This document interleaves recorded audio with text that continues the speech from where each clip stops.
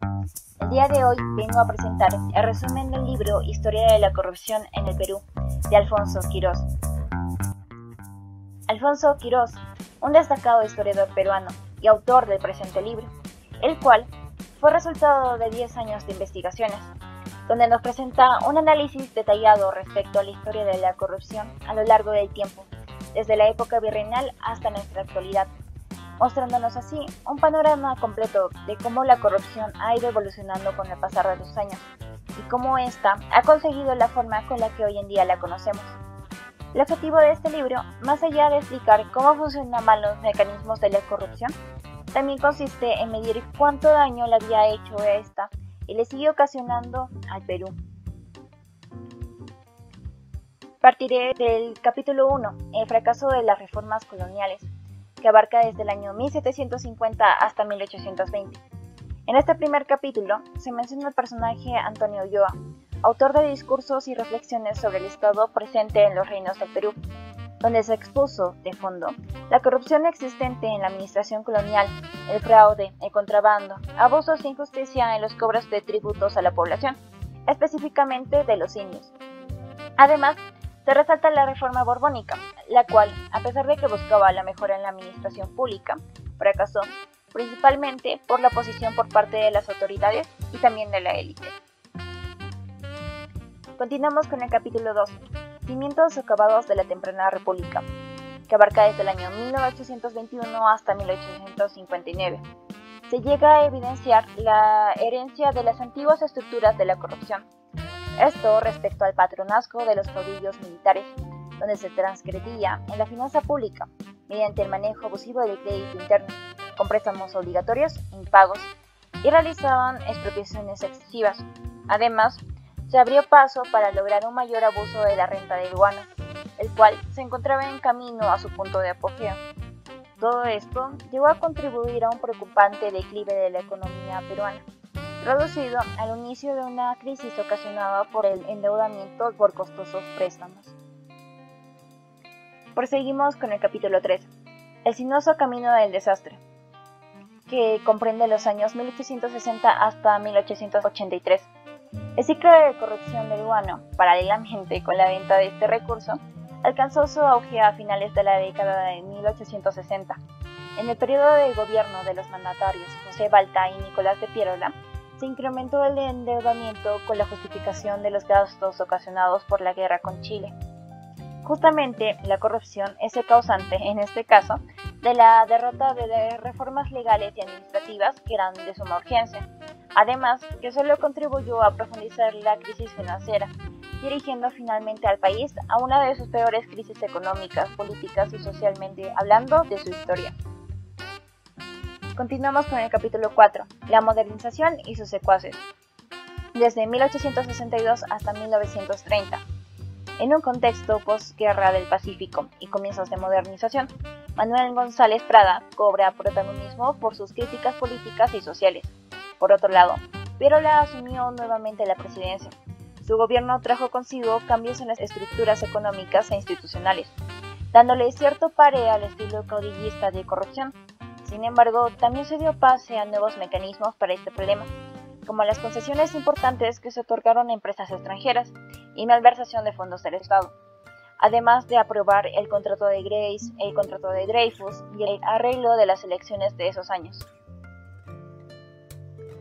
Capítulo 5. Dictadores venales y pactos secretos, desde 1931 hasta 1962. Se da inicio de una crisis política y social de gran magnitud, la cual fue motivada por el nocivo oncenio de Leguía principalmente. En suma, un cambio en la política respecto a las licencias de importación da paso al favoritismo, tráfico de influencias y abusos en los gobiernos de Prado y Bustamante. También que tanto la inflación como el déficit se acrecentaron debido al marcado contrabando. Por otro lado, en el ámbito político se deben resaltar los pactos secretos entre grupos políticos y el fraude cometido que cuestionaba la legitimidad de ese gobierno, llegando a considerarse nuevamente el militarismo como una opción para evitar posteriores fraudes electorales. Continuamos con el capítulo 6, asaltos a la democracia, que comprende desde 1963 hasta 1989. El gobierno de Belaúnde, que fueron 2 mandatos, la dictadura militar revolucionaria y el primer gobierno de García, dejaron en evidencia las débiles bases institucionales del Perú, siendo fácilmente vulnerada por medio de los asaltos a la democracia. El papel que se destaca en este periodo es el de Haya de la Torre, debido a que mediante su cargo de congresista por el partido del APRA, denunciaba los casos de corrupción que se presentaban, procurando siempre mantenerse fiel a sus principios, quien finalmente se retiró de la vida política en los 2000. Aparte, tanto en los mandatos de Velasco como de García, se evidencian malos manejos económicos, mucha corrupción en todo ámbito y sobre todo la toma de decisiones que en lugar de beneficiar al país, le perjudicaron, significando el inicio de una de las crisis más fuertes de la historia peruana. Proseguimos con el capítulo 7, Conspiraciones corruptas, que abarcaron desde el año 1990 hasta los 2000. En este periodo, Alberto Fujimori llega a la presidencia a inicios de 1990, con la esperanza de un cambio que no sea tan radical, pero que ayude a detener la profunda crisis económica y social que se veía envuelta en aquellos años el Perú. Sin embargo, su improvisado plan de gobierno y la fuerte influencia que tenía por parte de Vladimiro Montesinos hizo que sus promesas finalmente nunca se llegaran a cumplir. Asimismo, se iniciaría con una cantidad inmensa de fraudes, sobornos, compra de medios de comunicación, violación de leyes y derechos humanos, y un índice de corrupción realmente descarado que sobrepasaba en demasía a otras épocas. Años posteriores, cuando Montesinos, que se encontraba fuera del país por cierto, fue extraditado al Perú para que enfrentara numerosos cargos y penas de prisión, al igual que Fujimori, que a pesar de haber huido del país, tiempo después fue juzgado por todos los delitos cometidos, representando todo esto el principio de una nueva era, donde la toma de conciencia del peruano respecto a la corrupción coadyuvó a un verdadero desarrollo, tanto económico como social. Se puede concluir que en el Perú uno de los problemas principales que ha afrontado a lo largo de toda su historia hasta la actualidad es la corrupción, la cual ha sido muchas veces la causante del efímero desarrollo del país y una continua inestabilidad, tanto económica, política y hasta socialmente hablando. Está muy arraigada con la forma de política peruana existente. Es por ello que es tan difícil de combatirla, porque hace falta cambiar varios aspectos internos de estructura para conseguir resultados permanentes y sobre todo, cambiar la mentalidad del peruano frente a este problema, para que tome conciencia y deje de mostrar indiferencia, para que posteriormente pueda tomar acción y así luchar por un Perú mejor, un Perú libre de corrupción.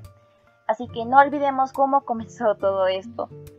Es importante conocer y aprender de los errores del pasado, para que tomemos decisiones en nuestro presente y futuro que sean prósperas para nuestro Perú. Muchas gracias por su atención prestada.